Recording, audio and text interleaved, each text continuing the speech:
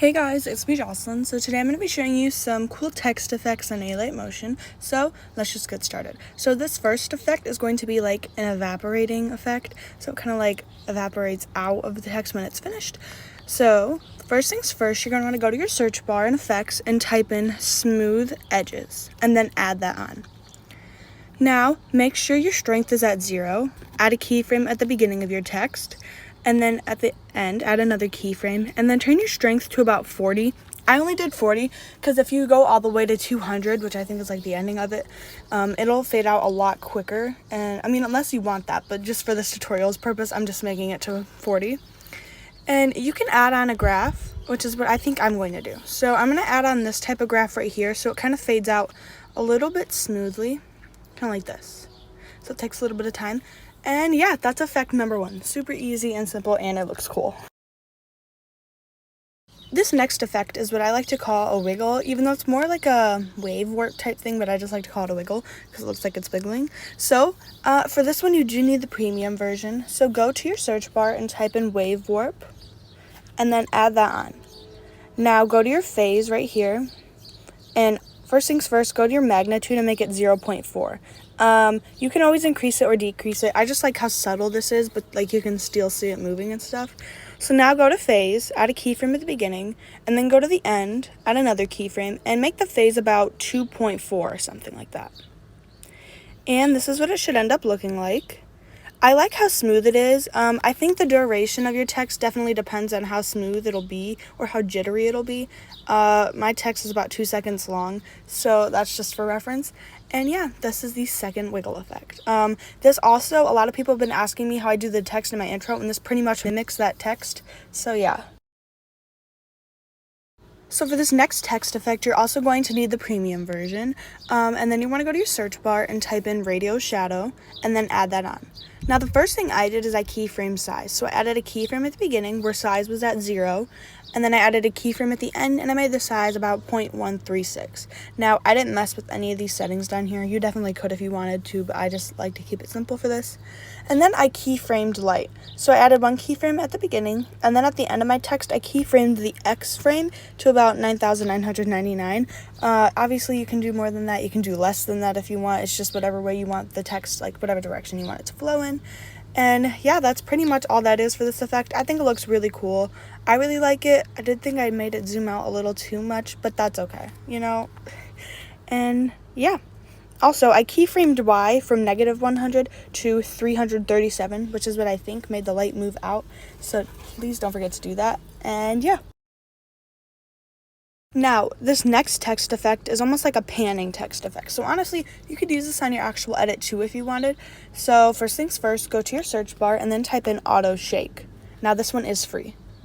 So type in auto shake, and you can mess around with the settings a little bit. You can make the magnitude less intense.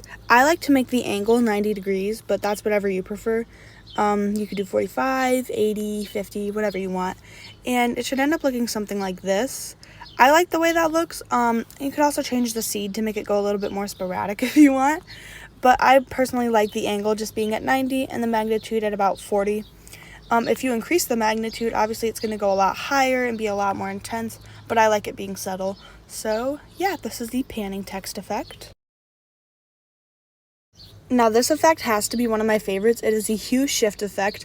I like it when adding it when there's like a certain word in your text that you really want to like kind of accentuate, you know what I mean? So it'll end up looking like this at the end. So first things first, go onto your search bar and type in Spectral map. Now I know a lot of you are probably thinking, why don't you just add on hue shift? You know, it's whatever. I found this out last night and I liked it. So yeah. So I'm going to make my phase at 0, and then I'm going to add a keyframe on the beginning, and then at the end I'm going to add another keyframe, and then you can just like swipe away, honestly, to whatever you like. If you swipe a lot, then there's going to be a lot of changes, and it's going to be very intense, so I wanted to warn you about that. But if you wanted, you could also decrease the alpha to make it a little bit darker. Like if you wanted some darker colors instead of the big light colors, be my guest. And yeah, you could also increase the saturation and make it a lot brighter, just like this. Or you could decrease it to make it a lot like darker. Honestly, it's whatever you prefer. And yeah, this is how you do the hue shift effect. the directional blur effect is honestly one of my favorites. I use it in my actual edits, and I use it on some text too. So I highly recommend it. It's really good. As you can see, this is what it looks like. So yeah, first things first, you need to go into your search bar and then type in directional blur. Add that on. You can change the angle if you want. I just like to keep mine at 0 because I like the way it looks. And then the strength I'm going to keep at 0.15, add a keyframe. And then I'm going to go to the end, add another keyframe, and then turn it down to 0. And then I'm just going to do a simple graph. You can do whatever type of graph you want to.